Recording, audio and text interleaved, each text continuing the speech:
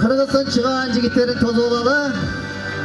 Ulukbek Koçkorov jana Erik Narımbekovich. Gelingizler.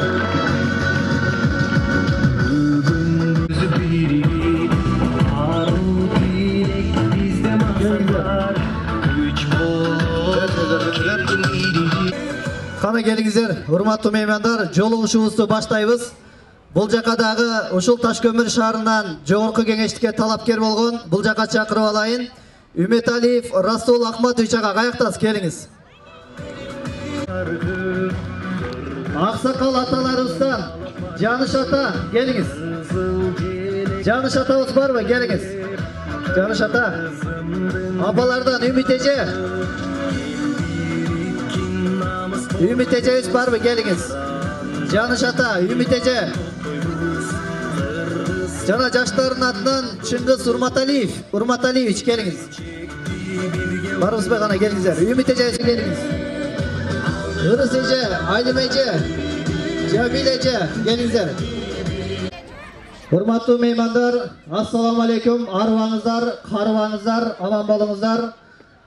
Мына 4 октябрда Кыргыз Республикасында тарыхы кенен, салтыга бай, адеп ахлактуу болгон, улусу нарктуу, жаштары намыскөй болгон улуу Кыргыз элинде дагы бир тарыхый, Кудай буйурса келечекте гүлдөтө турган, өстүрөмүн деген жигердүү жаштар жана Кыргыздын мыктылары чыга турган жогорку кеңешке талапкерлер бүгүн аттанышып, сиздердин батаңыздарды алып, каалоо тилегиңиздерди угуп, сунуштарыңыздарды угуп, сиздерден бата алалы деп келип отурушат.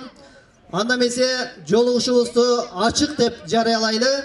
Жана эң биринчи ушул жерге өзүңүздөрдүн Кыргыздын уулу, Аллахтын кулу, пайгамбардын үммөтү, жетимдердин башын сылаган пайгамбардын сүннөтү деп Кыргыз элине кызмат кылган, буга чейин Кыргыз Республикасынын социалдык өнүгүү жана эмгек министри болгон, жогорку кеңеште 5-чакырылыштын депутаты болгон, мына бүгүнкү күндө Биримдик саясий партиясынан Кыргыз Республикасынын жогорку кеңешине депутаттыгына талапкер болуп отурган Кыргыздын чыгаан жигити алдыңыздарга Кочкоров Улукбек Тойчубековичке сөз берейин.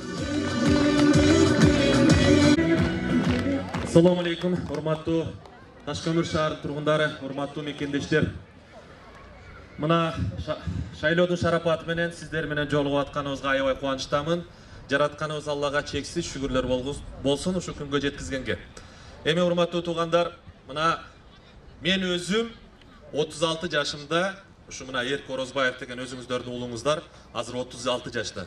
36 жашымда 10 жыл мурда Баткен элине барып, мен ошо 17 жашымда шаарга чыгып кеткениме карабастан, өзүмдүн туугандарымды, айылдагы туугандарым жакшы тааный элек кезимде элим ишеним артып, шайлап, элдин кызматына салып, мага элге кызмат кылуу бакытын тартуулаган.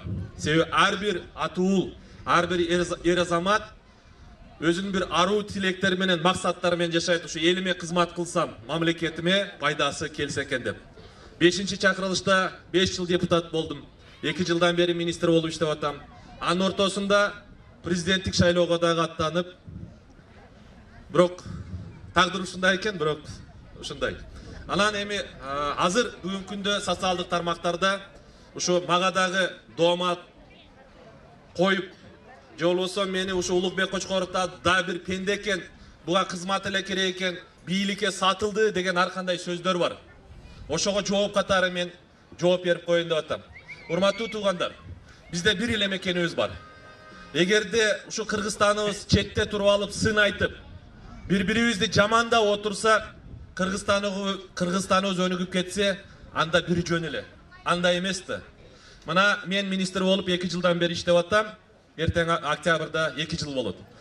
Ушул министрликте мен келгенден кийин кимге пайда болду, кимге зыян болду, ошону айтып коеюн деп атам. Барыңыздар жакшы билесиздер, ар бир министрликти жыл сайын мамлекеттен бөлүнгөн акчаны кандай максаттуу иштетти деп текшерүүлөр жүрүп турат.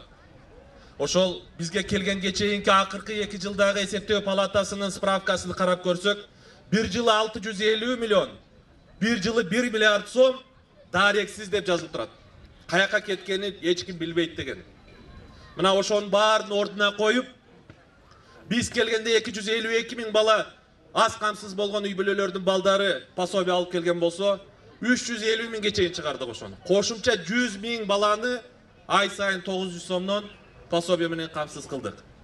Мындан сырткары балага сүйүнчүк процесстерини мурда атаңа бар, энеңи бар, дагы ар кандай баягындай кыйынчылыктары бар эле, ошону жеңилдетип коюп, 2 эсеге чейин, же болбосо кошумча 72 миң баланын ата-энеси оңой бүгүн ошо балага сүйүнчү акчаны алып атат. Мындан сырткары мына майып балдарды караган ата-энелер баласыны карап иштей албай, эртең пенсия курагына келгенде пенсияга чыга албай жүргөн ата-энелерибиз мына эмгек стажым жок деп. Бүгүн 5 миң сомдон айлык коюп берип, жана алардын атынан 1000 сомдон пенсиялык фондко төлөм кылып атабыз. Эртең ошо татыктуу пенсия алсын деп. 7300 баланын ата-энеси бүгүн айлык алып атат. Мындан сырткары майыптарга берилүүчү бекер путевкабызды 4 эсеге көбөйттүк. Майыптарга берилүүчү коляскага бөлүнгөн акчаны 5 эсеге чейин көбөйттүк. Ушунун баардыгы жаңы мен айтып аткан 1 миллиард сом оңго солго кетип аткан акчалардын эсебинен биз ушуга жетиштик. Эми урматтуу туугандар, өзүңүздөр анализдеп, кимге пайда болду, кимге зыян болду. Мына Биримдик партиясы тизмеси чыга элек теле баштады. Уурулар, башкалар деп. Мына азыр тизмени карап көрүңүздөр, эч кимибизге доомат кое албайт. Ар бир шаарда, ар бир райондо ушул мага окшогон, мына Расул агабызды билесиздер, кандай ушу энергетика системасы боюнча башка мамлекетке күйүп жүргөндүгүн билесиздер. Ар бир райондо ушундай жигиттерди биз катарыбызга кошуп, Кудай буйрса эл үчүн кызмат кылайлы деп баратабыз. Эми урматтуу туугандар, министрликтин дагы бирден бир милдети бул калктын жашоо деңгээлин көтөрүү. Же болбосо жакырчылыкты жоюу. Ушунун үстүнөн бир чоң программаны иштеп чыгып, ага ушул биздин партиядагы лидерлердин катышуусу менен, ошол эле Марат Аскерович Аманкуловдун, ошол эле Аида Касымалиева, Төрөбай Закировичтер менен чогуу иштеп, бир программаны иштеп, азыр Биримдик партиясынын социалдык экономикалык программасынын негизи катары биз кабыл алып келе жатабыз. Бул эмне болгон программа? Биз өзүбүзгө совол берип, эмне себептен Кыргызстан бутуна туруп, суурулуп чыгып, башка мамлекеттерде өсүп, өнүкпөй атат деген суроодун үстүнөн иштеп, бир мындай бүтүмгө келдик. Тилекке каршы биздин акыркы 30 жылдагы экономикабыздын структурасынын өзгөрүлүшү, товар өндүрүүчү тармактар кыскарып бараткандыгын биз аныктадык. Мисалы үчүн айыл чарба өз убагында 38% ички дүң продукцияда үлүшү болгон болсо, бүгүн 12% түзүп атат. 3 эсеге кыскарды. Же болбосо өнөр жай өз убагында 28% түзгөн болсо, бүгүн күмтөрдү эске албаганда 11% түзүп атат. Бул деген эмне жөнүндө кабар берет? Бул биздин завод, фабрика, башка товар өндүрүүчү тармактардын, ишканалардын кыскарышы, жумуш орундарынын кыскарышы. Ошондон улам 1 миллион уул кыздарыбыздын четте жүрүшү. Балдардын укугун коргогон министр катары мен айтып коеюн, 107 миң бала бүгүнкү күндө ата-энеси тирүү туруп, жетим статусунда өсүп атат. Чоң ата чоң эненин колунда, тай ата тай эненин колунда. Ошолорду кантип жөнгө салабыз, кантип биз уул кыздарыбызды алып келебиз деп, биз ушул программанын үстүндө иштедик. Биз мамлекеттин эсебинен 56 миллиард сом айлык төлөйбүз. 57 миллиард сом пенсия төлөйбүз. 10 миллиард сом пособие төлөйбүз. Ошол биздин уул кыздардын сырттан жөнөткөн акчаларынын эсебинен, өзүбүздүн башка жактан иштеп таапкан акчабыздан 400 миллиард сомго чейин ушул күнүмдүк жашообузга жумшайбыз. Жеген ичкенибиз, кийингенибиз, баскан турганыбыз 400 миллиард сом биз Кыргызстандын базарына акча жумшайбыз. Жаңы биз товар өндүрбөй калгандыктан 80% базарыбыз чет өлкөнүн товарлары менен басып кетти. Бүгүн өзүбүздүн эсебибизден биз чет өлкөлүк ишкерди колдоп, чет өлкөлүк мамлекеттин өнүгүүсүнө салым жасап атабыз. Мен жеке өзүм балдарым менен базарлык кылганы барганда баламдан сурайм. Мына продукцияны окуп берчи, каяктыкы экен, көзүм жетпей атат балам десем, окуп берет да, анан мага балам менден сурайт. Ата эмне үчүн ушинтип сурай бересиң дейт. Мен балама айтам, балам, Biz Kırgızстандын продукциясын сатып алсак, Кыргызстандын ишкерини колдогон болобуз. Кыргызстандын ишкеринин колунда иштеп аткан өзүбүздүн уул кыздарды жумуш менен камсыз кылган болобуз. Жана ошол ишкер Кыргызстандын бюджетине налог төлөйт. Кыргызстандын бюджетинде налог көп болсо балам, менин айлыгым көбөйөт. Сага заманбап мектеп салынат, жолдорубуз оңолот, больница, детсад жана башка айтор Кыргызстаныбыз күчтүү болот деп мен ушундай саясатты өзүм балдарымдан, өзүм тегерегинде ушуну жүргүзүп келем. Ал эми биз азыр сунуштап аткан программа, Кудайым буйрса, ушул мен айтып аткан идеяны улуттук идеологияга чыгарабыз деп атабыз. Ар бир кыргызстандык Кыргызстандын гана продукциясыны колдонуп, Кыргызстандын өнүгүүсүнө өз салымын салсын деп. Бирок, урматтуу туугандар, сиздерге аз гана айлык маяна берип, аз гана пенсия берип, жарытылуу пенсия пособие төлөбөстөн Кыргызстандыкыны сатып ал десек, сиздер айтасыздар. Мына Кыргызстандыкы 5 сом экен, анын алдында 3 сомдук импортный товар турат. Балам путунда жок кыш келет. Кызымдын үстүндө жок.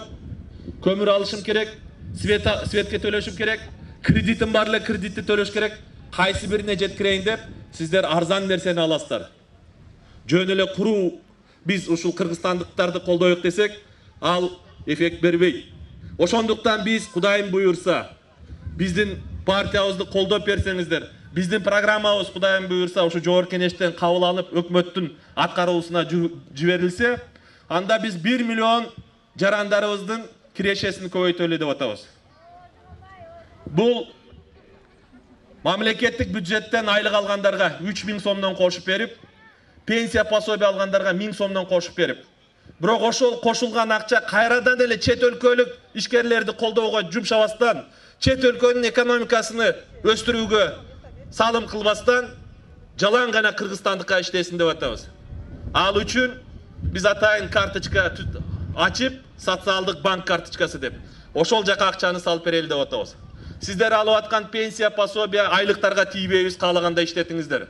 Бирок кошуп берген акчабызды жалаң гана Кыргызстандын товарына сатып ала тургандай. Сиздер аны чыгарып ала албайсыздар, бирок Кыргызстандан чыккан ун болобу, макарон болобу, суу май болобу, кант болобу, эт болобу, иши кылса, кийим болобу, Кыргызстандын гана чыккан продукциясына жиберели деп атабыз.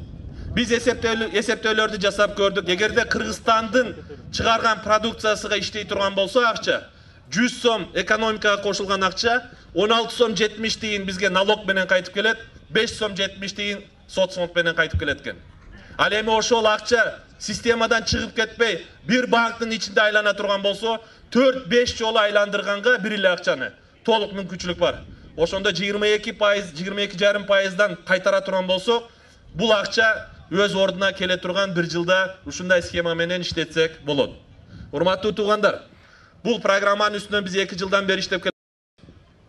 Өнүккөн мамлекеттерде, ошол эле Германия 2-чи дүйнөлүк согуштан кийин, Япония, Южный Корея, жана башка Кытай бүгүнкү күнгө чейин ушул система менен иштейт. Мен өткөндө бир студенттерге презентация кылсам, Америкадан окуп келген бир кыргыз жигит айтып калды, колду көтөрүп, сөз сурап. Улукбек Тойчубаевич дейт, сиз айтып аткан программа бүгүн Америкада иштеп атат бизде дейт. Кандай десем, сиз айткандай бизде дагы 2 карточкабыз бар дейт. Бирөөсүнө айлык алабыз, стипендия алабыз, экинчисине ошол айлыгыбыз, стипендиябыз 20 числодо же 15 же 25 числодо түгөнүп калса, паспорт менен барабыз, күрөөсүз, пайызсыз, бизге кааласак $1000, кааласак $2000 ушул карточкага салып берет. Ушул карточкадан биз акчаны чыгара албайбыз. Магазинге барып, Европанын же Россиянын же да башка жактын Кытайдын продукциясын алайык десек, өткөзө албайбыз дейт. Жалаң гана Америкадан чыккан продукцияны сатып алсак болот дейт. Көрдүңүздөрбү? Алар дагы ошо өзүбүздүн ишкерлердин иши жүрүшсүн, өзүбүздүн товар өтсүн, өзүбүздүн бюджетке салык түшсүн, жана өзүбүздүн атуулдар, өзүбүздүн жарандар иш менен камсыз болсун деген саясатты жүргүзүп келет. Ошондуктан ишенип коюңуздар, толук расчетторубуз бар, бул иштейт.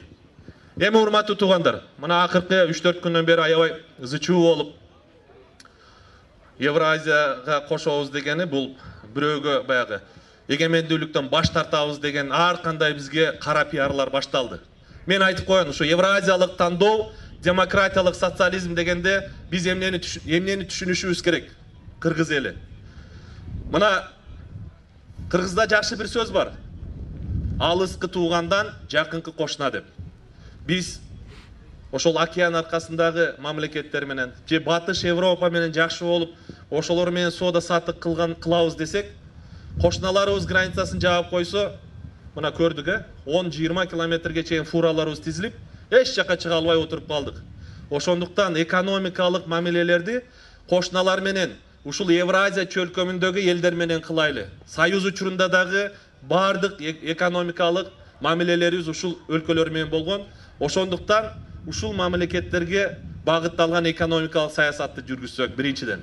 Экинчиси, идеологиябыз ушул элдердин баалуулуктарына, менталитетине, үрп адатына, салтына негизделген идеология болса деген максатты коюп атабыз. Бул эмне? Мына өзүңүздөр жакшы билесиздер, өткөндө Гапар Айтиев атындагы музейинде бир шерменде окуя болду. Аялдарыбызды энеден төрөлгөндөй абалда чыгарып алып, мына маданият деди. Кээ бир мурдагы мамлекеттин жетекчилерибиз да чыгып алып айтты, кыргыздар силер караңгы элсиңер, маданиятты түшүнбөйсүңөр деди. Биз айтып атабыз, жок. Биз эне кыздарыбыздын, эже карындаштарыбыздын намысын сактайбыз. Жылаңач кылып алып чыгып алып, мына маданият деп кол чаап отурбайбыз деген мынау идеологияга кайтып келели деп атабыз. Кече Марат Аманкулов түпкүлүгүбүзгө кайтайлы дегенде өзүбүздүн үрп адатыбызды, салтыбызды, баалуулуктарды сактап калайлы деп атабыз. Же болбосо жаш уул кыздарыбыз борбордук аянтчага чыгып алып, өзүмдүн денем өзүм билем. Эркектер эркекке үйлөнсүн, аялдар аялга турмушка чыксын деген саясат бизге жат нерсе. Биз аны кабыл албайбыз дегенди билдирет. Эми мына Карлар үйүнө жооп берген министр катары дагы айтып коеюн. Бүгүн 6 бизде карлар үйү бар. Алдыңкысында 300дөн биздин аксакалдар жашап атат. 80% ушул өзүбүздүн кыргыз аксакалдар, энелер болуп атат. Өткөндө ушул Бишкек карлар үйүндө профессор, доктор бир агабыз, атабыз жатат. Барып сүйлөшүп, ата, неге мындай болуп калды? Балдарыңыз жокпу десем, балам дейт. 2 кызым, 3 балам бар, 1 балам бар дейт. 3 немем бар дейт да. Не, чет өлкөдөбү десем, жок дейт. Окуттум, тарбияладым, өстүрдүм, үйлүү жайлуу кылдым, жакшы кызматтарда иштейт дейт. Бирок, папа, извини, каждый должен за себя жить. Мына мамлекеттин карлар үйү бар экен, 4 мал тамагын берет экен, ысык тамагыны, медсестра бар экен, ооруп калсаңыз, ошол жака бар. Биз сени караганга убактыбыз жок деп. Бул дагы бизге жат нерсе. Биздин элибиз карысы бардын ырысы бар деген идеология менен жүргөнбүз. Карларыбызды, энелерибизди, аталарыбызды төрдүн көркү кылып, жакшы дуа баталарын алып, жакшылык жамандыкта ошентип өсүп келген элибиз. Ошондуктан ушуга окшогон терс көрүнүштөрдү же бизге туура келбеген нерселерди кабыл албайбыз деген идеология, урматтуу туугандар. Эми демократиялык социализм боюнча дагы айтып коеюн. 29 жылдан бери биздин жүргүзгөн саясатыбыз кандай болду? Жерди бөлүп бердим, малды бөлүп бердим, ар бириң өзүңдүн арабаңды өзүң тарт деген саясат туура эмес саясат. Ошондуктан биз социалдык жоопкерчиликтүү өкмөттү, бийликти түзөбүз, мамлекетти түзөбүз. Ар бир жаран жөнүндө социалдык кепилдиктерди берген, социалдык камкордукту көргөн мамлекет курабыз деп атабыз. Инсан эненин боюна түйүлдүк болуп, түйүлгөн жаралгандан баштап 2 метр жердин астыга барганга чейин мамлекет бардыгын пландаштырып, мамлекет камкордук көрүп, ошондой саясат жүрсүн деп атабыз. Ошол биздин келиндерибиз каерден төрөйм, канча төлөп төрөйм деген маселе болбош керек. Ооруп калса кайсы больницага, кайсы акчага жатабыз деген маселе болбош керек. Балдарыбыз кайсы детсадка барып, кайсы мектепке барат, мындай маселе болбош керек. Бул жамааттын же бир адамдын проблемасы эмес, бул мамлекеттин проблемасы болсун. Ошону пландаштырып, ыраттуу бир саясат жүргүзүп, иш жүргүзсүн деген мамлекетти курабыз деп атабыз.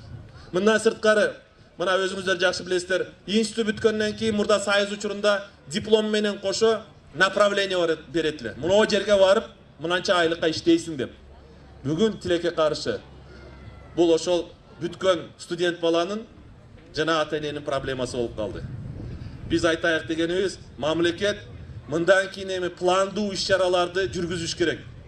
Ар бир шаарда кандай жумуштар болот, элдер кандай саламаттыгыны карайт, билим берүү кандай болот, ушуну эми мамлекет жооптуу болсун деген ушул демократиялык социализм. Ал эми социализм учурунда билесиздер, коомдук жана мамлекеттик гана менчик болгон болсо, демократиялык принциптерде дегенде биз жеке менчиктик жойбойбуз, завод, фабрикаларыбыз, жерлерибиз элдин карамагында болот, бирок жаңгындай аталык, энелик ролун аткарган мамлекет курабыз деген сөз.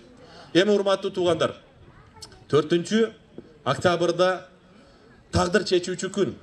Биз тилекке каршы конституция жазылып турса дагы бийлик булагы эл деп жакшы маани бербей келебиз. Эптеп, септеп, ушул бирөөлөрдү шайлайбыз. Анан эртеси күнү койлор тажатты, чимкириктер кетсе болот эле, элиталар каяктан келди деп анан өзүбүзгө өзүбүз капа болобуз.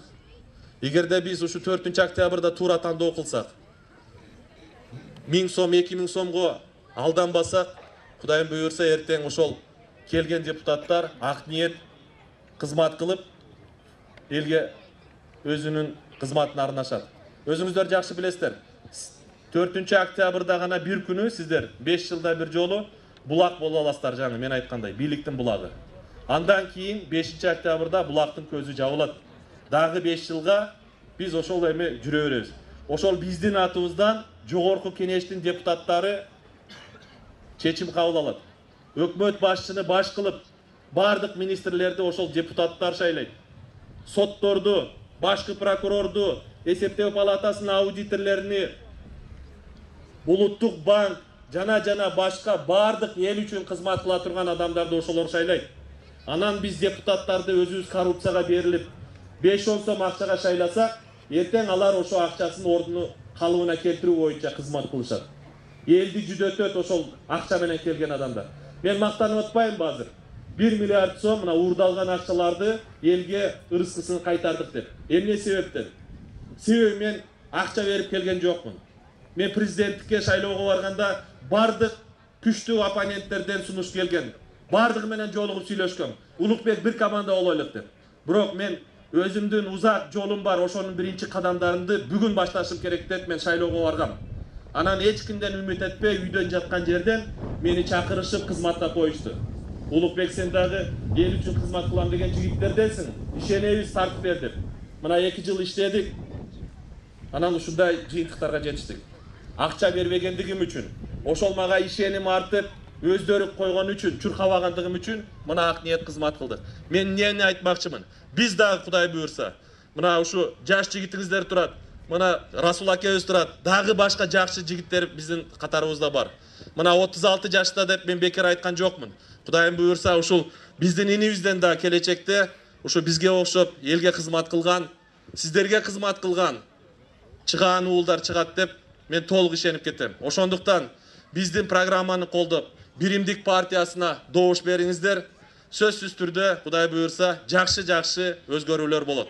Ал эми мына биздин тизме боюнча кичине сиздерде мындай түшүнбөстүк болуп, биздин жигиттер кичине артыраак болуп калыптыр деп кыжалат болбоңуздар. Кудайым буйрса, кээ бир партиялар азыртан эле биз оппозицияга болобуз деп, ар бир партия бийликке келсем, өзүмдүн программамды мен көпчүлүктү түзөм деп, өкмөттү мен түзөм деп аракет кылат. Бирок кээ бир партиялар бүгүн азыртадан эле биз өтсөк жамандайбыз, оппозиция болобуз. Жок, Кудайым буйрса, биз жеңип келебиз. Биз өкмөттү түптөйбүз. Көп биздин катарыбыздагы уул кыздарыбызды жооптуу мамлекеттик кызматтарга алып барып, анан ушу биздин жигиттер дагы, эгерде сиздер жакшы колдоп берсеңиздер, депутат болот, сиздердин кызматыңыздарга салабыз деген мына убаданы айтып койсом болот. Андан сырткары мына мен келип атам, Кудайым буйрса, өзүм дагы ушул мына көп жерлерге, областтарга барып келдим. Өзүбүз дагы ушул сиздер менен келип, такай жолугушуп, сиздердин проблемаңыздарды чогуу чечебиз деген ой максаттарыбыз бар. Анан урматтуу туугандар, мен өзүм баткендик болом. Баткенден Кыргызстанды түптөгөн Кыргызстандын бутуна туруусуна жакшы салым салган аталарыбыз, жетекчилерибиз чыккан. Ошол эле Абдыкадыр Орозбеков, Мурат Салихов, Исхак Разаков, Абсамат Масалиев. Биз мына Кудайдан корккон пенде катары ошондой бир максат ниет коюп атабыз. Ак ниет элибизге кызмат кылсак, бул жашоого түркүк болуп калган эч ким жок. Мен азыр 46-га чыктым. Аркамды калчайып карасам, 46 күн эмес 46 саат эле жашагандаймын. Бир эле Кудай билет канча биз жашайбыз. Бирок биз ушул өмүрүбүздү баягы Алп акыныбыз айткандай, өмүр бизден өтсө, эл эмгегиңден эскерсин дегендей, эртең аркабыздан ушулар жакшы кызмат кылган эле деп бизди эстеп, биздин урпактарыбыз 2 аят Куран түшүрүп, биздин акыретибизди, биздин бейишибизди сурап бата кылган болсо ошол эле жетиштүү. Ошондуктан урматтуу туугандар, бизди Биримдик партиясыны колдойсуздар деп ишенем. Ишенсем болобу? 4 октябрда сиздердин колдооңуздарды күтөбүз. Номер 1 Биримдик партиясыны колдоп коюңуздар. Рахмат. Рахмат. Аллах разы болсун. Өлкөбүздүн өндүрүшүн өзүнүн үйүнөн баштаган агабыз, Кудай буйрса, жогорку кеңешке барганда дагы жалпы Кыргызстанга үлгү боло турган инсандардан болсун. Андан кийин ушул өзүңүздөрдүн дагы кулунуңуздар, Кыргыздын мыкты жигиттеринин бири, Кыргыз Республикасынын жогорку кеңешинин 7-чи чакырылышына талапкер болгон Үмөталиев Расул Ахматович агама сөз берейин. Келиңиз.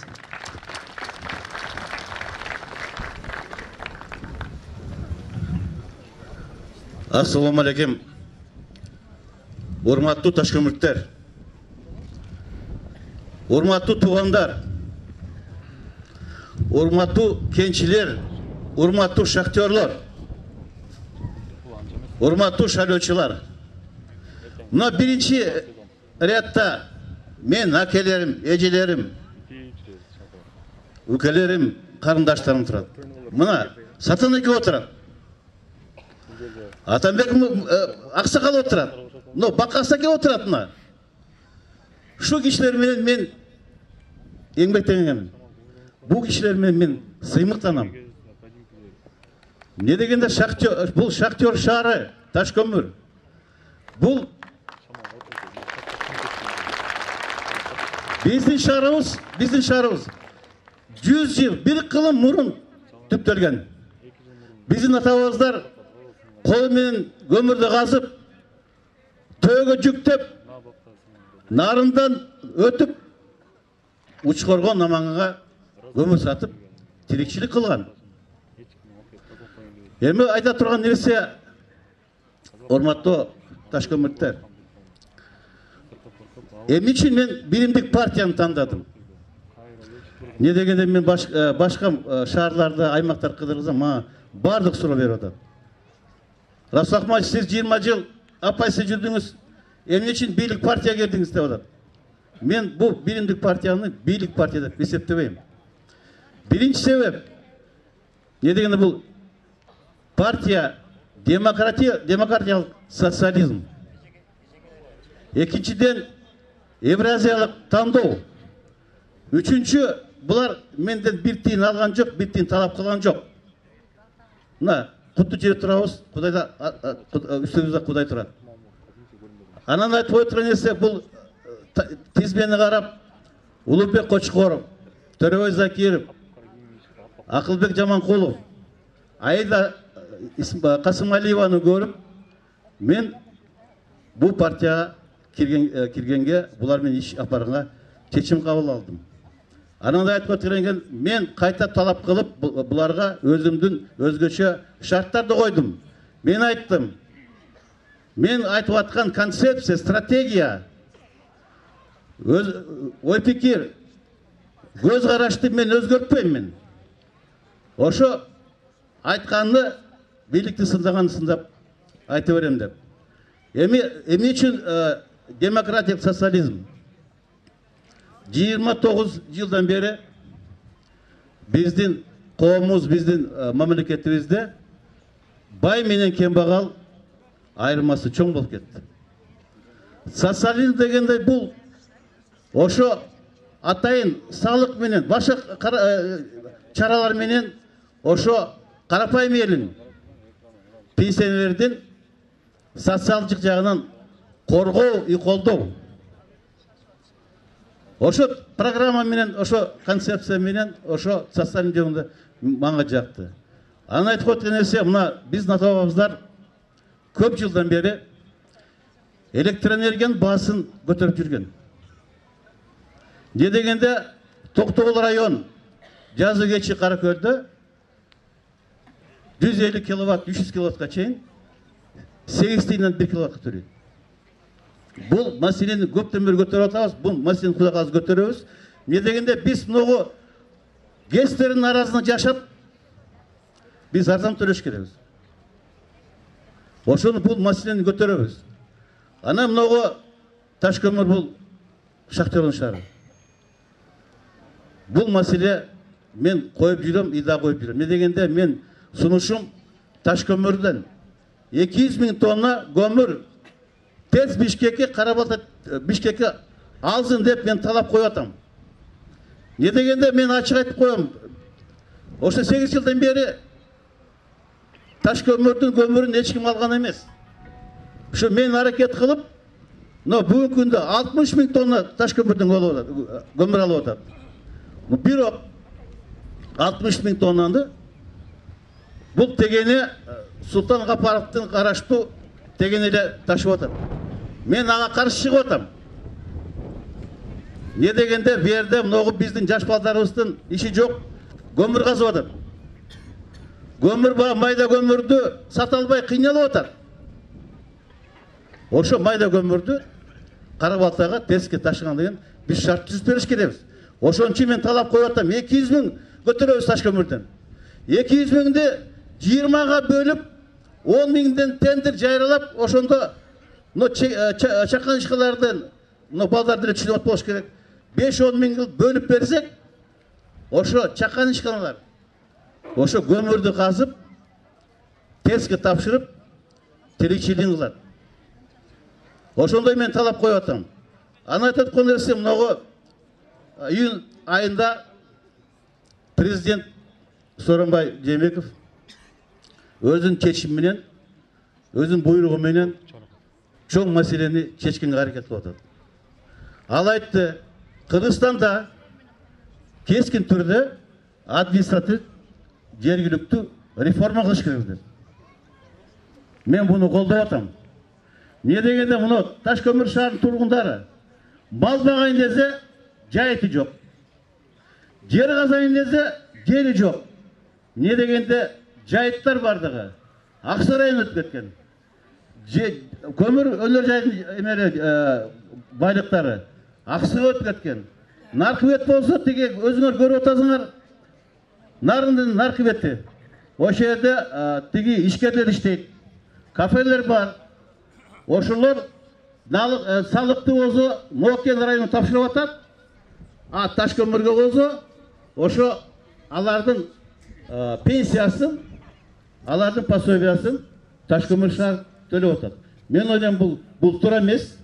Ошо жергиликтүү реформа болгондо Разансайдан Шамалсайга чейин бул таш көмүрдүн аймагы деп ошол жерде биз чечиш керекбиз.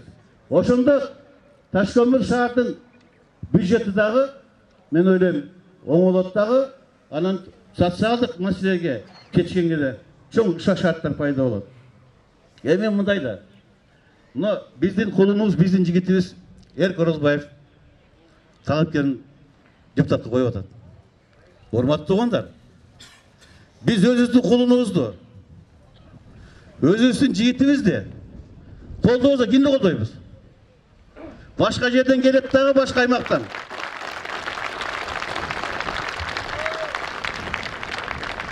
Башка аймактан келет дагы 2-3 миң сомго силер сатып алып туруп анан 5 жыл келбейт силерге. Но биздин колубузду биз мажбурлайбыз.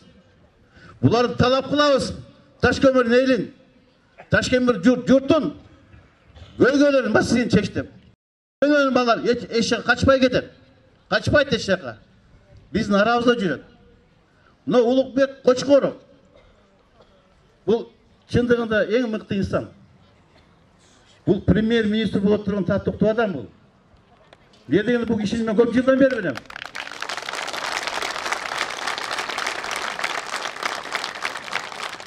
Не дегенде 2 жыл ошо эмгек социалдык коргоо министрлиги иштеди.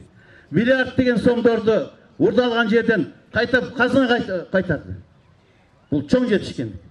Миллиард сом урдалган жерден урдатпай казына тапшырды.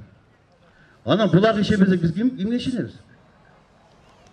Мына балабыз мына 10 жылдан бери элибизге, жутубузга, карапайым элге, пенсияларга жардам берип келип атат.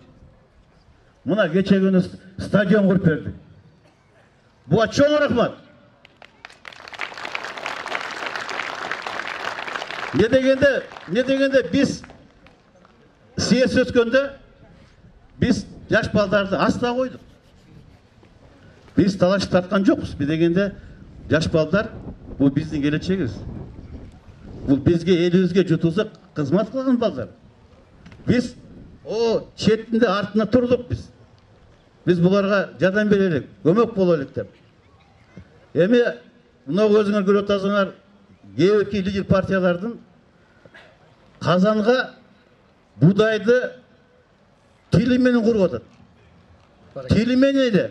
Анан айта турган нерсе, урматтуу туугандар, көп сүйлөгөнгө ишенбегиле. Көп сүйлөбөй, көп иш кылганга силер ошого ишенгиле. Баракелде. Эми урматтуу туугандар,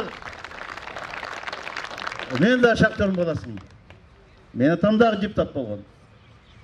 Менден үмүтүм бар депутат болом деген. Эл үчүн, журт үчүн кызмат кылам деп. Эми айта турган нерсе, урматтуу туугандар, бул биримдик, бул ынтымак, ийгилик. 4 октябрда азыр акча таратат. Алгыла. Мен ачышын айтам. Алгыла. Бул силердин акчаңар. Силердин чөнтөгүңөр колун салып алып кеткен аны. Но 4 октябрда шайлоо урна барганда өзүңөрдүн жүрөгү менен, ан сезими менен биримдик партияны шайлап койгула. Рахмат. Рахмат, Азамат. Рахмат, işinizge ийгилик, аман болуңуз. Деген дагы бир кыргыздын чыгаан оолу сөзү менен иши дал келген. Ушул жерде төрөлүп өсүп чоңойгон. Таш көмүргө эмес, Кыргызстан боюнча жаштарды көтөрөм деп, Кыргыз жаш күч коомдук бирикмесинин төрагасы. Ташкөмүр шаарында кол күрөш жана футбол федерацияларынын президенти. Ташкөмүр шаардык кеңешинин депутаты. Ташкөмүр жаштар саясий партиясынын негиздөөчүсү. Кыргыз Республикасынын жогорку кеңешине талапкер кимди чакырабыз?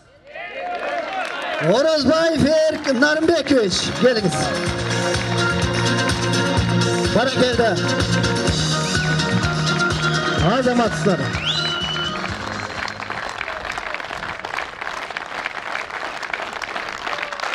Рахмат. Рахмат, чоң. Ассаламу алейкум, урматтуу ташкөмүрлүк туугандар, жердештер, аталар, апалар. Мынакей мен дагы өзүмүн конституциялык укугумду колдонуп, жогорку кеңештин 7-чи чакырышына талапкер болуп аттандым. Бул да болсо менин өзүмүн чечимим эмес.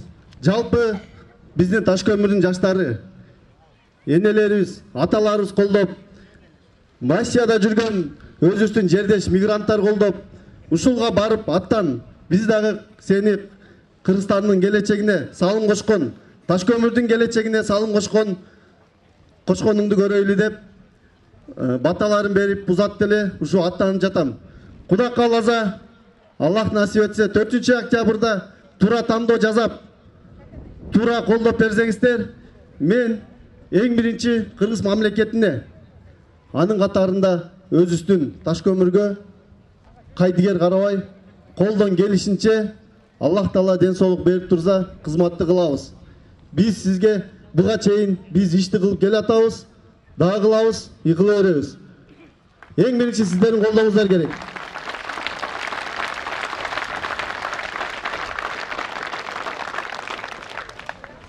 Анан дагы айтып кетүүчү нерсе, урматтуу элим. Мен башкаларга окшоп экинчи же үчүнчү жолу талапкер болуп келген жокмун. Сиздердин астыңыздарда биринчи жолу келип атам. Мага да бул биримдик партиясы сунуш кылганда астыбызда Расул Акматович айткандай, бир тыйын сунуштаган жок, бир тыйын сураган жок. Башка партиялар сунуштады 300 миң, 500 миң доллардан.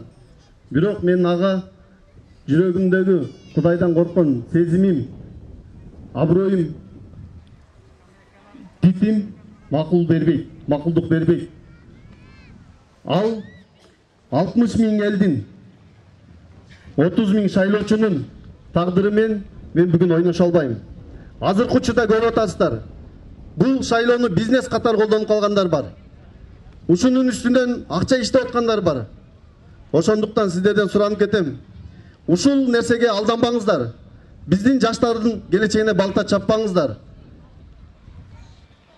4 октябрь күнү акча бербеген партияны шайлаңыздар. Биз акча бербейбиз. Себеби биз иш кылганы кетип атабыз. Биз сиздердин добушуңарды карызга алып кетип атабыз. Сизге кызмат кылайлы деп. Кудай кааласа ишенем мен сиздерге. Колдойсуздар деп.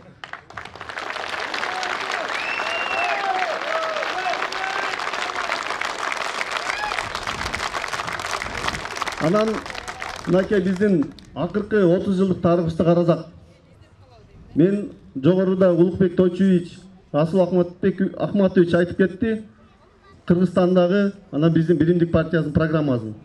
Мен алга кайталап эле коеюн. Азыр мен сиздерге Ташкөмүрдүн көйгөйүн айтып берейин. Ташкөмүрдүн көйгөйү 30 жылдан бери өзүңүздөр жакшы билесиздер. Мына мен жергиликтүү кеңеште 2,5 жылдан бери иштеп атам. Биздин бюджеттин деңгээли биздин чоң көйгөйдү чечкенге акыбалы жетпейт. Алыстан келген коноктордон уялабыз.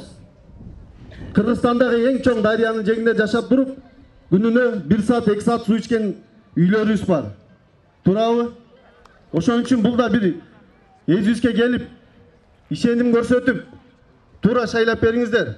Биз ушул канализация маселесин, суу маселесин чечейли. Эң биринчи. Андан жогоркусун пока сөз бере албайм. Себеби бул дагы өтө чоң көйгөй. Кээде коноктор чакырсаң уялабыз өзүбүз. Бул айтпай турган сөз эле, бирок чындыгы бар да, ошон үчүн айтыш керек болуп атат. Ошого барыңыздар, туура тандоо жазаңыздар. Суранып кетебиз. Кээ айтып атат, неге бул партия? Мен силерге айттым. Бул партиянын программасын окуп чыгып, бизге окшогон, мага окшогон жөнөкөй үй бүлөнүн балдары чыккан. Ар ким өз жеринде көйгөйүн жакшы билет. Буга чейин шайлоолорду билесиздер. Алдыңкы 10 орундук, анан 5 орундук золотой дешип болгон. Андай нерсе жок бизде. Ким мээнетибизге жараша, добушка жараша мандат алабыз.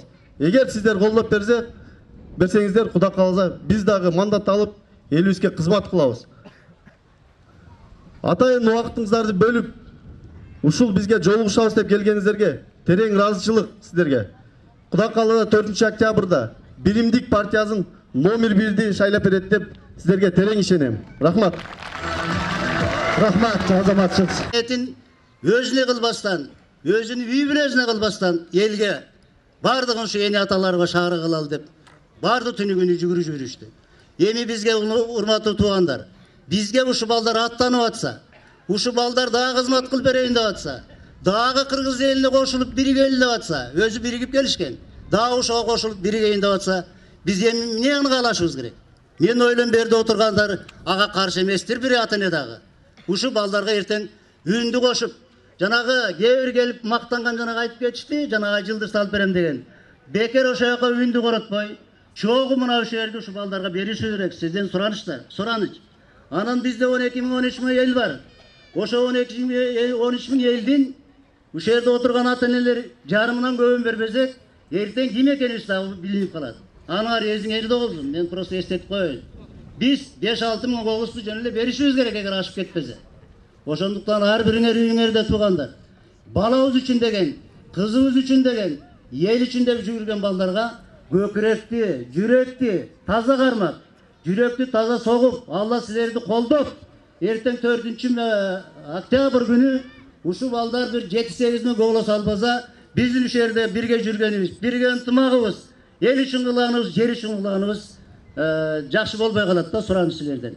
Ошоны ғана сұранып кетем. Бар болғыла, аман-есен болғыла, бірге болғыла, ушу балдар 4 октябрьда жеңіп шықсын, бірінші болып шықсын. Рахмат. Бәрекелді, аман болыңыз. Ардайым ушундай кеп кеңешиңизде айткан үлгүлүү аталардан болуңуз. Азамат ардайым элге бата берген улуу адамдарыбыз көбөйсүн. Азыр суроолоруңуздарды даярдап, тилиңиздерди таптап, кайсы суроону берсем, жана келгенде бере албай калдым деп арманда калбаңыздар. Аталар, апалар берсе ордуна микрофон, жаштар берсе сизе бери келип бересиздер. Жакшынакай мыкты суроолордон бересиздер, жооп аласыздар. Ага чейин дагы сөз кезегин бере берейин. Азыр апалардын атынан Үмүт эжеге берейин. Келиңиз Үмүт эже.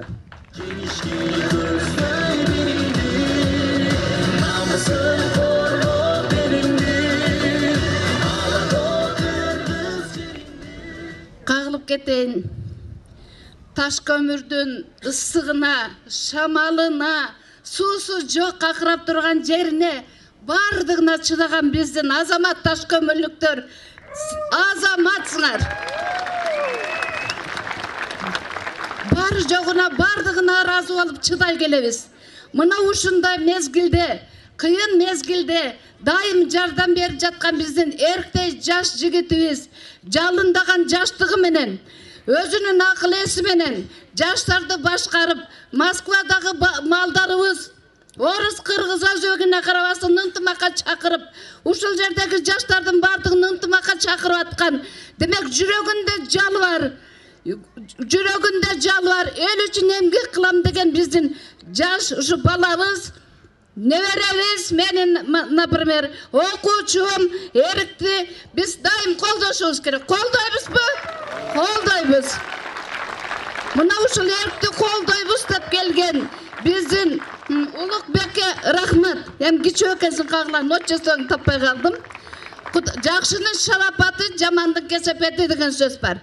Мына Улукбек президентке койгондо бардыгыбыз эле телевизордон көргөнбүз. Бул жаш бала экен, кандай болот экен, болобу, болбойбу деп эле ойлогонбуз. Мына өзүнүн жигердүүлүгү менен, өзүнүн чын ниети менен, пейили менен, эмгеги менен министр болуп калганда чындыгында бардыгыбыз сүйүндүк окшойт. Ошол министр болуп өзү азыр эле отчет берди. Телевизордон тынбай эле бул жигитти көрөбүз. Ушундай жигит колдоп атса, жакшынын шарапаты, Кудай кааласа, колтугуна кыстырып биздин эрикти ала кетет го, Кудай кааласа кеңешке.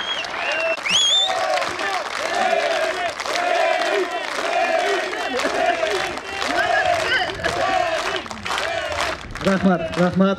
Эми Үмбеталиев Расул акеңерди таанысыңар. Бул дайым телевизордон азаматсыңар. Атасы Акбат экени билебиз, бардыгыбыз. Ярый, настоящий коммунист болчу киши. Бардык жерде кемчилдиктин баарын айтып, көзүнө сайып көрсөтүп турчу эле. Бул Расул дагы телевизордон дайым ошентип сүйлөйт. Сүйлөгөндө бардыгыбыз билебиз, Ошон үчүн мына Расул агайды дагы шайлайбыз. Бир бул партияны шайласак Расул агай да шайланат. Эрик дагы Улукбек дагы бардыгы шайланат. Эми биздин таш көмүрдүн көйгөйүн айта берсек стадионго толуп кетет. Ашып ташып кетет. Эми таш көмүрдө кандай көйгөй бар экенин Расул агаңар да билет. Эрик дагы билет. Эми таш көмүрдү келип көрүп атат, Кудай кааласа Улукбек дагы билип калды. Мына ушулар биздин көйгөйдү чечет деп ойлойбуз. Туура, депутаттар өздөрү келип куруп бербейт. Бирок депутаттар өкмөттөн талап кылат. Булардын акысы бар. Угуп атабыз, баланча мектепти салып бербейсиңер деп депутаттар коколоп атат министрлерди. Демек ошентип биздин таш көмүрдү Кудай кааласа Баткендик экен, Баткендин иштермандары, кылармандары, азаматтары чыдамдуу, өжөр эле экен. ошол жугуп калсын, лайым баткенден бизге жуксун. Биздин өнөр жайларыбыз өнүгүп Ташкөмүр гүлдөсүн. Бардыңарды чакырам, садака болуп кетейиндер. Кагылайын жаштар, улуулардан суранам, өтүнөм, апалардан суранам. Кагылайын, ушул чырактай болгон биздин бир жүрөгүндө жалбар азаматыбыз чыгып аткан экен. Сөзсүз шайлашыбыз керек. Ушул биздин Ташкөмүр округтан эгерде бардыгыбыз бирибизде калбай шайлай турган болсок, 64-чү списокто турат деп ойлобой, көп голос алса сөзсүз эрк өтөт. Сөзсүз бул партия өтөт. Кудай кааласа Расул акабызда өтөт. Жашасын, эрик өссүн, бизден депутат келсин. Ташкөмүр гүлдө өссүн. Рахмат. Азамат саба, рахмат апа.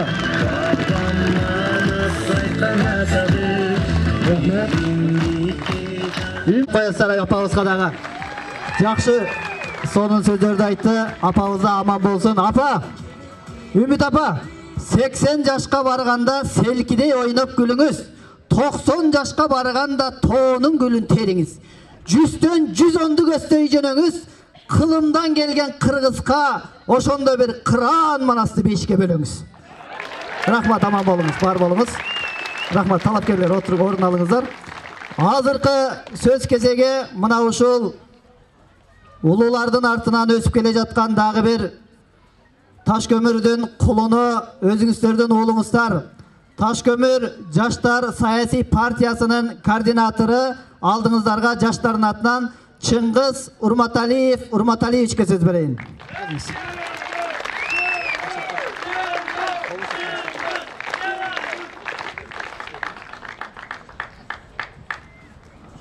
Ассаламу алейкум. Урматтуу алыстан жана жакындан келген коноктор, саламатсыздарбы? Бул жолугушуу пандемиядан кийинки Ташкөмүр шаарында эң чоң жолугушуу. Сиздер менен жүз көрүшүп отурганыбызга өтө кубанычтабыз. Биздин чогулуштун максат азыр айтып өткөндөй 4-октябрь жогорку кеңештин депутаттардын 7-чакырылышын шайлоо күнү биз ошол жогорку кызматка өзүбүздүн Ташкөмүр шаарына чыккан талапкерди колдоо алуу үчүн астыңыздарга келип отурабыз. Келип бергениңиздер үчүн дагы рахмат. Мен Ташкөмүр Жаштар саясий партиясынын координатор катары мен ошол партиянын кыскача тарыхына сөз башында кайрылып кетпесем болбойт. Себеби бунун тарыхы кыска озудагы өтө татаал болгон. Бир жагынан адилеттүү адамдар келди, депутат болуп. Орозбаев Эрк Нарынбекович ушул партияны 2016-жылы жаңы түптөгөндө Ташкөмүрдүн жаштарын башын бириктирем, жаштар менен биргеликте Ташкөмүрдүн социалдык экономикалык абалын көтөрөм деп ошол максатта ошол партияны түптөгөн. Ошол жаштардын башын бириктирүү миссияны Эрк Нарынбекович 3 жыл аралыгында аткарды. Себеби өзүңүздөр билесиздер, ушул жерде бардык кызматтар адамдар отурат, кызмат адамдары. Бардык улуу муун, жаш муун отурат. Ташкөмүр 3 бөлүккө бөлүнүп турат эле. Ташкөмүр микрорайон, северный центр болуп, жаштар бири-бирине катташа албайт болчу. Бул жаштардын башын бириктирүү жогорку кызмат адамдары, депутаттар, мурунку депутаттар. Жергиликтүү бийлик өкүлдөрү, колунда акчасы бар адамдар дагы башын бириктире албады. Бул миссияны эч ким аткара алган жок. Ошол миссияны Эрк Нарынбекович татыктуу аткарды. 2016-жылы баарын башын бириктирип жергиликтүү кеңеш шайлоого аттанып, 2 жыл аралыгында 3 жергиликтүү кеңештин шайлоосунда 2 жолу утуп чыкты. 2-нчи жолу шайлоодо утуп чыкканда Ташкөмүрдүн тарыхында 1-нчи жолу акча таратпастан жергиликтүү кеңешке Ташкөмүр Жаштар саясий партиясы 4 мандат менен келди.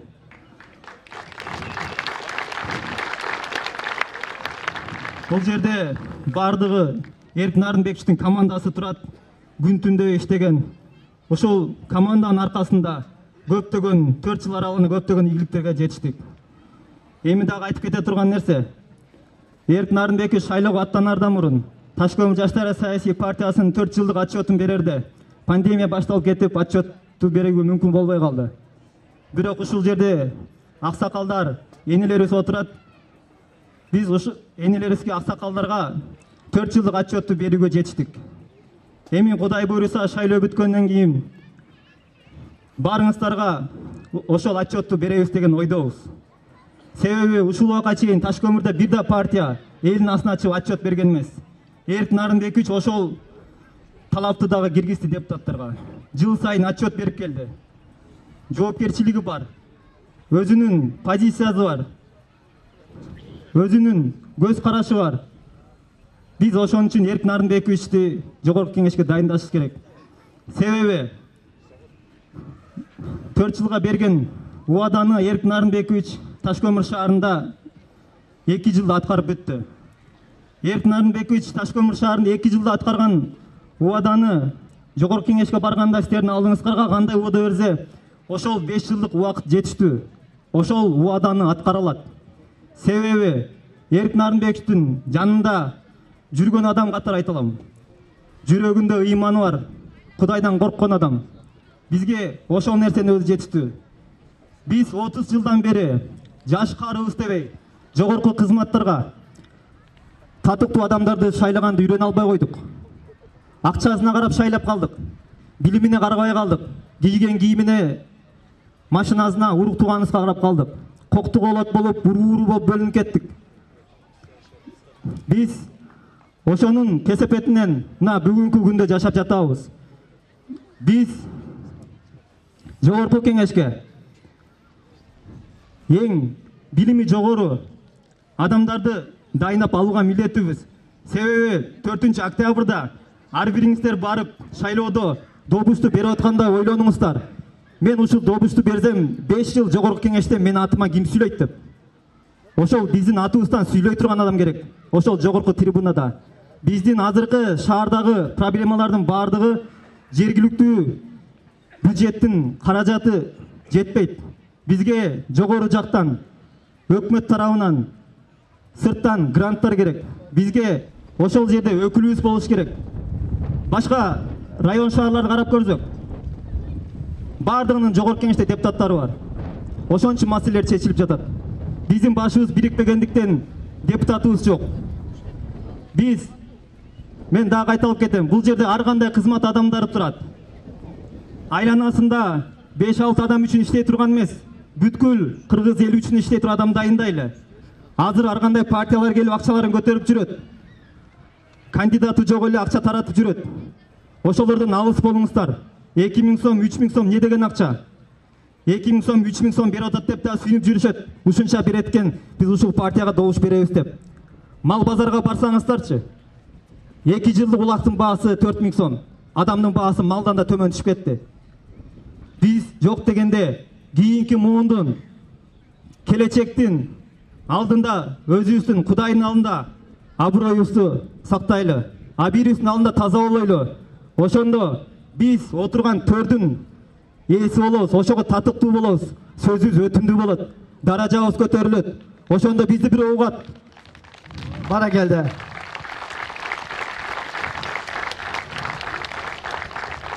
Сиздерден Эрк Нарынбековичти колдоп бересиздер деп суранып кетем. Себеби Ташкөмүр шаарында биринчи жолу жаштардан Эрк Нарынбекович аттанып жатат. Араңыздарда татыктуу жаштар бар. Бирок биз Эрк Нарынбековичти колдоп өткөрө албасак, кийинки муун элибиз саткын, бизди колдобойт деп жогорку кызматтарга аттанбай коет, жоопкерчиликтен качат, жоопкерчиликти эч ким албай коет. Ташкөмүрдүн жарымынан көбү мигрант болуп талалап жүрөт. Ошон үчүн биз туура чечим кабыл алайлы. Бардыңыздардан 4 октябрда номер 1 биримдик партиясын шайлап бериңиздер деп суранам. Рахмат чоң. Азаматсың. Рахмат Азамат. Чыңгыздын бир сөзүн эстеп коюңуздар. 2 жылдык улак 4000 сом дегенде. Чындыгында ар бириңиздерге кулаңыздарга күмүш сыр кабыл турган сөз айтты. Кийинки сөз ырыс эжебизде. Азыр убакыттар суроого даярданып туруңуздар. 2 сөз калды, кыска. Андан кийин суроо жооп кетебиз. Ырыс эжеге келиңиз. Амансыздарбы, шаарыбыздын тургундары? мен шаардын жашоочусу жана тургуну катары айтып кете турган нерсем ушу бизге бүтүн партиясына, Биримдик партиясына талапкер болгон Эрк Нарымбаевич Орозбаевди туура бүтүнгө салып албагыла деп атат. Уланта бериңиз. Ушу Эрк жөнүндө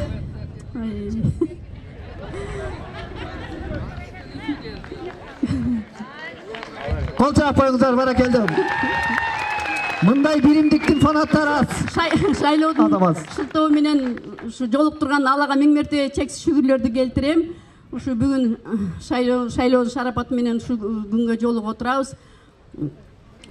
Ушу мен айтат элем, ушу Эрк жөнүндө бунун кылган жумуштары, кылган иштери жөнүндө билгендерим, уккандарым, көргөндөрүм жөнүндө айтып кетейин. Бул Нарымбековичтин кылган иштери, мисалы рентген аймактык оорукананын больницасына 4 комнаталык рентген кабинет куруп берди, өзүнүн жеке өзүнүн эсебинен. Бул дагы аябай чоң, биз үчүн чоң жардам болду. Жана ошондой эле пандемияда Нарымбекович өзүнүн күчү менен, өзүнүн аракети менен бизге кислородный аппарат өзү алып жардам берди. Бул да эл үчүн чоң жардам болду. Нарымбековичтин рахмат, баракелди.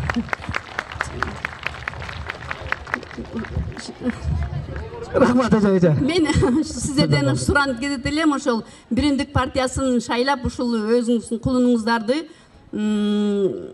добушуңуздарды берип, ушул колдоп алат деген ишеничте үмүтүм чоң.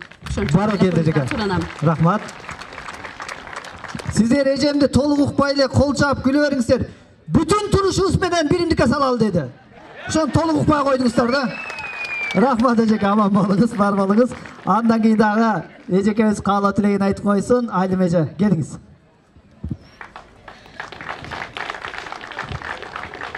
Урматтуу шайлоочулар, мына биз бүгүн ошо Биримдик партиясына шайлайбыз деп баарыбыз чогулуп отурабыз.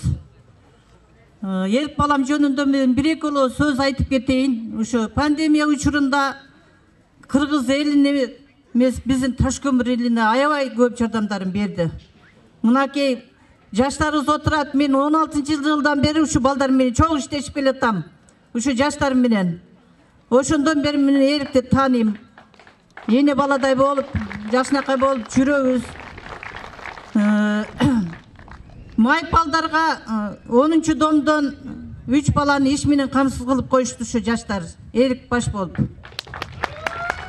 6 баласы менен багусuz калган жеси денени үйлүү кылып, ушу жаштар ушу Эркти жардам менен ошонун үйлүү болуп калды. Эмне дейбиз? Балабызга ак жол, ден соолук, мынакей алтындай убактысын бөлүп келген мына биздин министрибиз Улукбек балабызга да чоң рахмат. Мынакей Расул агабызга да чоң рахмат. Бүгүн келип мына Ташкөмүр эли менен жолугушуп, алтындай сөздөрүн айтып кетип атат.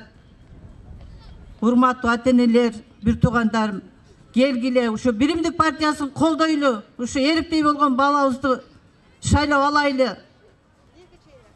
Бизден эч Ташкөмүрдөн ушундай болуп өзүм барайын деп өзүнүн эркимен барган бала жок болчу. Мына биринчи жолу кетип атат Эрк. Эл үчүн, журт үчүн, Ташкөмүр эл үчүн иштеп берейин деп. Ошон үчүн келгиле, баарыңыздардан суранып кетем, бир добуштан Биримдик партиясын колдоп бергиле. Рахмат, азаматсыз. Аман болуңуз, бар болуңуз. Рахмат, орун алыңыздар. Эми кезекти суроо жоопко берели. Мына кагаз менен суроолор келе баштады. Азыр биринчи Улукбек агабызга берели, жооп берип койсун. Турдукулов аттуу пенсионер атабыздан суроо келиптир. Күмтөрдөн түшкөн сумма салык канча жана кайсыл тармактарга иштелет дейт. Бүгүнкү күндө бир 7 миллиард сом акча, 7 миллиард 7,5 миллиард акча түшөт. Анын баардыгы ошол бюджеттин киреше жагына түшөт дагы, ошол кандай чыгашалары болсо ошол жака иштейт. Максаттуу түрдө күмтөрдөн түшкөн акча мынауга гана иштейт деген норма жок. Бюджетке түшөт. Кыргызстанда 6 ГЭС бар, канча киловатт электроэнергия чыгат дейт. 15,5 миллиард, 15,600 миллиард киловатт түшөт. Ошол каяка сатылат дейт. Көбүн эсеси бир 90% ал өзүбүздө калат. Сыртка сатылганда баягы өзүңүздөр жакшы билесиздер. Биз ошол эле Казакстан, Өзбекстанга суу беребиз. Ошол сууду коюп берип атканда ГЭСтерибиз иштеп чыккан электроэнергияны биз ошол Өзбекстанга, Казакстанга беребиз. 3 центтен неме сатып келебиз. Бирок анын объему көп деле эмес, 1,5 миллиардка жетпеген электроэнергия. ГЭС так. 7-чи чакырылыштын депутаттары жалпы так. Кыргыз конституциясына өзгөртүүлөрдү киргизесиңерби дейт. Дареметиңер жетеби дейт. Азыр мен ушул жерде бир нерсени айтып койгум келет да. Көп партиялар азыр барганда биз жогорку кеңештин курамын 2 эсеге кыскартабыз деп айтып келет да. Бул конституциялык реформа жасамайынча болбойт. Сиздер ойлобоңуздар, эртең ошолор келсе, сразу 2 эсеге жарымын таратып ийеткен деп да, андай болбойт. Конституциялык реформа болот, анан эмки созувка гана бул иштеши мүмкүн. Анан бирок жеке мен өзүм 2 эсе кыскарганга мен макулмун, жана биз дагы Кудай буйрса мунун үстүндө иш алып барабыз. Мен бир окуяны айтып коюм келет. Мына Турсунбай Ажы деген Турсунбай Бакир уулу Ажы депутатыбыз бар. 5-чи чакырылышта чогуу депутат болдук. Өзү мына 5-чи чакырылышта, кийинки 6-чы чакырылышта деле көрүп жүрдүк. Бир 30-40 адам эле жумуштап отурат. 80-и өз иштери менен жүрөт. Биз депутат болуп турганда бир депутатты изилдеп көрсөк, 56 жолу чет өлкөгө чыгыптыр бир жылда. Бир жылда өзү 53 эле жума бар. Ал болсо 56 жолу чыгыптыр. Турсунбай Бакир уулу айтат, бир күнү дейт, Оштон Бишкекке учуп атсам дейт. Депутатский зал деп өзүбүздүн кичинекей залыбыз бар. Ошол жерде бир жигит отуруптур дейт. Агай келиңиз отуруңуз деп анан чай куюп, аябай неме кылып калды дейт. Анан ысык учурайт, бирок каяктан көргөнүмдү эстей албай атам дейт. Анан şu Oş Üniversitesi'nde işlegenimde studentim bolgongu деп анан мен сени окуттум беле десем, жок агай, сиз Ош Üniversitesi'nde иштегенсиз да, мен Бишкекте окугам дейт. Анан дагы жок, студентим эмес экен. Каякта көрдүм эле деп анан акыры уялбастан сурадым дейт. Мен сени каяктан эле көрдүм эле десем, агай биз экөөбүз чогуу 3 жылдан бери депутат болуп иштейбиз дейт. Көрдүңүздөрбү? Биз депутаттар өзүбүз бири-бирибизди тааныбайбыз. Ошондуктан Кудай буйрса мына жаңы куруу чакырыктарга ишенбестен биз азыр өзүбүздүн программабызга ушундай киргиздик. Мына биз санариптештирүү же болбосо биометрика деп сиздерди шайлоого биометрика менен катышкыла деп атабыз. Биз дагы эгерде өзүбүздөн башташыбыз керек депутаттар. Ошол мына баш бармагыбыз менен добуш бере турган болсо, ошондо 120 депутат отуруп иштейт. А баягындай чипибизди бир помощниктер алып келип берип койсо, өткөндө Сайдулла Нышанов деген депутатыбыз айтты го. 3-4 депутаттын ордуга добуш берип бердиңиз, бул кандай десе, ого дейт, мен мурда залдын учуга чейин жетет элем добуш берип дейт. Бул мактана турган нерсе эмес. Кудай буйрса биз барганда ошо баш бармак менен депутаттар добуш бере турган кылып киргизебиз. Жана ошондо 120 депутат отуруп эл үчүн кызмат кылсын. Жок, мен 56 жолу чет өлкөгө чыгам десе, анда мандатын тапшырып чет өлкөлөп жүрсүн. Ушундай. Дагы суроолор болсо берсеңиздер болот. Анан урматтуу туугандар, мен сиздерден кечирим сурам. Саат 7-де Каракөлдө дагы ушундай жолугушуу бар. Элди күтүрүп койбойлу. Бирок жооп бербей кетип калды дебеңиздер. Болсо бериңиздер. Бирок кыска. Бара келди гана. 3 талапкерге сурооңуздар барбы? Кол көтөрүп койсоңуздар, микрофон барсын. Бара кой гана. Сурооңузду берип коюңуздар. Жооп калганы кыска жооп беришсин. Азыр гана өзүм апарып атам, ал иштебейт окшойт. Келиңиз. Саламатсыздарбы, урматтуу меймандар, Таш көмүр шаарына кош келипсиздер. Мен бере турган суроом мындай. Азыр Таш көмүр шаарыбыздын элдери өтө эле оор акыбалда жашайт. Билесиздер, аны айтып өттүңүздөр. Эми болсо мен өтө эле жүрөгү өйгөн бир маселем бар да, ошону ойлонуп жүрүп, баары жүрөгүбүз ооруп жүрүп өлүп кетет окшойбуз го. Мынагу биздин энелер көбүнчө азыр ушундай оор акыбалда жашап, оор мына азыр koyu torusu menен de ооруп кыйналып канча дагы химикат дарыларды химикат продукталарды ичип жеп келип атабыз. Ден соолугубуз начар. Эми ушул мен ток этер жер суроом, мыногу биздин Отунбаеванын пенсиясын эмне үчүн текшербейсиздер дейм да. Эмне үчүн ушуну алып текшербейсиздер?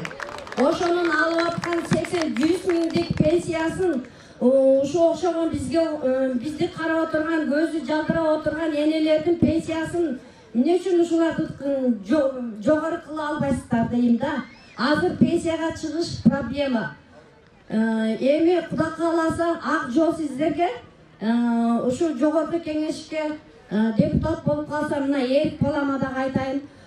Ушу энелердин пенсиясын жогорулатып, пенсияга чыккан убактысын 58 жаштагы бир адам азыраак эрте чыга турган кылып ойлоп мыйзамга киргизсеңиздер болобу. Рахмат. Программабызда айтып кеттик го, 1000 сомдон жыл сайын пенсияларды көтөрөбүз деп. Себеби Конституцияда 53 беренеде 2 пунктта жазылып турат. Кыргызстан социалдык мамлекет жана пенсия пособиялар жашоо минимумундан төмөн болбош керек деп. Бүгүн жашоо минимуму 19-жылдын жыйынтыгы менен 4800 сом. Ошондуктан биздин программабызда бар. Мына азыр 2000 сомго адашпастан, же болбосо азгырылбастан бере турган болсоңуздар, пенсионерлерге 1000 сомдон бир жолу эле көтөргөндө 12000 сом бир жылда, 5 жылда 60 000 болот. Биз Кудайым буйрса, ошо сиздердин конституциялык укугуңуздарды калыбына келтирүү үстүндө иш алып барабыз, сөзсүз түрдө көтөрөбүз. Рахмат. Андан кийинки суроо берчүлөр барбы? Жок. Отунбаева. Эми мындай. Бизде канча көп отчисление кылсаң, ошого жараша пенсия болот. Анан бирок дагы бир нерсени унутпаңыздар. Роза Исаковна бул экс-президент. Экс-президентке жараша өзүнүн атайын гарантиялары бар. Ошондуктан андай адамдар бизде көп эмес, бирок бар, 80 000ден алган, бирок эсептелүү эле. Биз максатты ушундай коюшубуз керек. Биз бирөөлөрдүкүнү төмөндөтпөйбүздөн, кайрадан бардыгыныкын көтөргөнгө ушул багытта биз иш алып барабыз. Мына кээ бирөөлөр айтып атат, барып депутаттардын, башкалардын бардыгынын айлыктарын кыскартабыз деп. Жок, тескерисинче биз бардык элдикини көтөрүп, ошол деңгээлге жеткизишибиз керек. Биз ушунун үстүнөн иштейбиз, Кудай буйрса. Рахмат. Ассаламу алейкум, аталар, апалар, карындаштар, инилер. Мынау шайлоочулар. Эми бу жерде могу жигиттерибиз программа деп туруп атат, программа түздүк деп атат. Программаны өздөрүмдө орчундуу кылып айтып койдук. Программа деген бул аябай күчтүү нерсе. Бул эмне десе, алдына койгон максат, аткарам деген жумушу. Муну балдарыбыз орчундуу алып айтып өттү. Программасы кандай экен? Булардын программасын мен аябай түшүндүм. Аябай күчтүү программа экен. Эми бул программа болгон менен программаны аткарышта. Программа болуп муну аткарбаса, бул программа өзүн жоготот. Бул программаны аткарыш үчүн кандай кылыш керек? Улукбек укем айтып өттү, аябай орчундуу экен, күчтүү неме экен. Бул программаны аткарыш үчүн эл бийлиги деп атат. Буну аткарыш үчүн бир эле Улукбек аткарбайт. Улукбекти тек апарылат, анга жардам берет. Мисалы үчүн баш ооруса, баштын температурасы бүт денеге береби? Алла Таала айтат, "Эй акылдуу инсандар, силер бир дене, бир башсыңар" деп атат. Уну баш кылып шайлай турганбыз, бунун башка бир проблема түшсө, бүт дене биз көмөктөшүбүз керек. Ошол жерге баш кылып шайлап алышыбыз керек. Баш жоктуктан башаламандык болуп атат бул жерде. Эми ундан кийинки Ташкемирлик үкем айтып кетти, маселе ошондой деп атат. Чындык маселе, суу маселесин айтып койду. Биз Кыргыз Ташкемир шаарыбыз, мен башка жактан келдим. Ташкемир шаарынын бир кичинекей шаар колтукчасынан. Биз суудун түйүндөбүз. Сууга жарыбайбыз. 4-жы этажда жашаганда суу жок, челек менен көтөрүп чыгат. Эми ошо суу маселесин да чечебиз деп, Кудай буйруп кылар, насип кылып булар барып калса, ошо маселеге аракет кылышат деген мен түшүнүгүм ушундай. Рахмат. Эми Улукбек бир нерсени айтып койду да. Биздин Кыргыздын салтыбыз мындай, Европа Союзу мындай болуп атат. Европа тиги аял эркек тиги бу деген нерселер. Алла Таала эң баалуулукту берген эне зат. Ошон үчүн Кудай Таалам айтат: "Ey энелер, jannattын ачкычы эненин бутунун астында" dedi. Биз энелерди жашырып алышыбыз керек. Эне зат деген үйдө аял затына карайт. Эми кичине бир нерсе улап кетейин. Аябай баалуу нерсе. Таш көмүр шаарыбыз кен байлык. Илгертен. Минези кен, көмүр. Эми бул нерседен ham улук байлыктар бар да. Алтын кайсы жерде болот? Алтын деген жердин түбүндө болот. Таштын арасында болот. Шундай бекилген нерсе экен. Шуру баалуу нерсе каякта болот? Деңиздин түбүндө болот. Bundan ham uluk bağlı ayal zatımızı kantı üstünde alıp yaşırı olalıyız. Yaşırayız. Emi men bu inilerime batam verip koydu öyle çıktım. Yağmuru menen yerge göröt, batam menen elge göröt deyip. Bismillahirrahmanirrahim. Merim durayımda Allah Taala'nın atmenen başlayayım.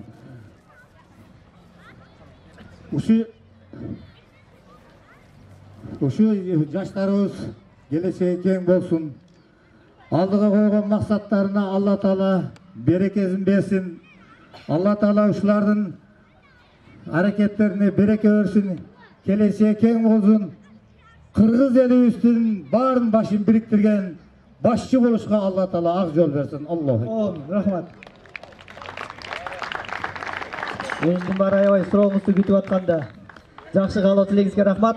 Эми бир суроо кылалы, тиякта да көп канчалаган адам күтүп атат дейт, туура түшүнөсүздөр. Калганын WhatsApp номерин алып ошол жакта шакылдатасыздар. Болду кылалыбы? Макулсуздарбы? Бара келди. Азаматсыздар. Жалпы макул болдук, э? Анда азыр мына ушул Ташкөмүр шаарынын элинин атынан талапкерлерге бир жакшынакай белектери бар экен. Белектерин тапшырып койсун элдин атынан.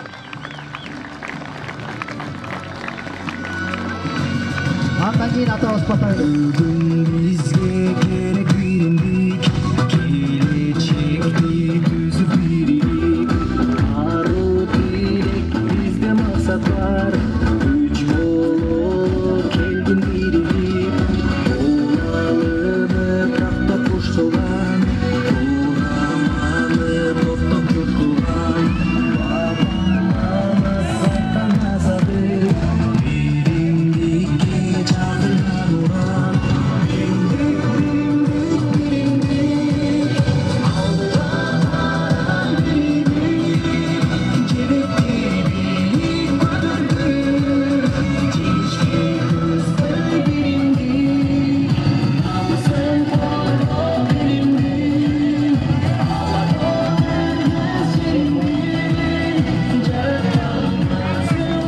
Bana geldi. Satan çoğ atağız. Dur. Ağzı. Bana geldi. Rahmat atan bata verdi. Bana geldi. Emi satan çoğ atağız bata verip koysun. Andan keyin жалпы жыйынтыктайбыз. Ак чепкениңиздер кут болсун. Бирок баягы кыргыз элинде ушул чепкенди көргөндө элиме кызмат кылышым керек эле деп Шералынын чокоюнда ойлоп жүрүңүздөр. Кудай буйрса ошондо мыкты болот. Менин Ташкөмүрлүк туугандарым, эже карындаштарым, мына биз 30 жылдан бери депутат шайлап келатабыз. Мына бүгүн, мына быйыл 4-октябрда şu şaylodun 7. yolu şaylanışına jigitleribizди аттандырып атабыз. Uşu 7. şayloo 7 деген сан Allah Taalamın alamdan düşürgen sanı bolot eken, 7 деген bu kızıl yıl olugon san bolot eken. Uşu 7 деген şaylodun 7. nomuru 7 деген nemezi. Negizinen 7 sandı negizinen. Uşul Birimdik Partiyasına getip atkan jigitleribizdi Allah Taalam özü koldup, Kıdır buamcılığı olup, asmandan Allah Taalam koldup, yerden eli koldup, uşulardın aytkan sözü ak bolup, atkargan işleri tak bolup, eline emgegi menen jakkan, eline kılgan işi menen jakkan, hakikatçıl jana çındıktı, hakikatты ornotkon biйликтин butagı bolup, şu şaylooga ötüp, Kırgız elini kıynalıp durgan Kırgız elibizdi azatlık yoluna ündegen, Kırgız elin jakşılıkka ündegen, Kırgız elin yerin saktagan, Kırgız yerin satmagan uğuldarыбызды şaylap alalı. Uşunun negizinde Birimdик partiyasını şaylaylı. Uşulardın tilegen maksatına Allah talam yetkizsin. Ekinçiden artına niyetip elibis yetkizsin. Har daim şu elibis menen birge bozdun. Deputatlıkka ötkönden keyin elibiske gelip bir salamdaşıp geçsin. Silerge men ak jol kalayım. Har daim joluңar şedir boldun, joldoşuңar kıdır bolup, Allah talam özü koldop, tilegen oylogon maksatыңарга Allah talam özü yetkizsin. Amin. Amin. Ата, sizge dagı bata kılıp koyalı. 60'ka barganda ak sakaldı koyupsuz. 70 yaşka barganda 7 duanга atыңız ketse eken. 80 yaşka barganda sekirip atka mininiz. 90 yaşka barыңız. Kırgızımdın salt eken. Talapkerler Yıldız Aygündün alıp bere albayt. Oşonda kalının tölep versin. Oşonda bir tokal alыңыз. Amin.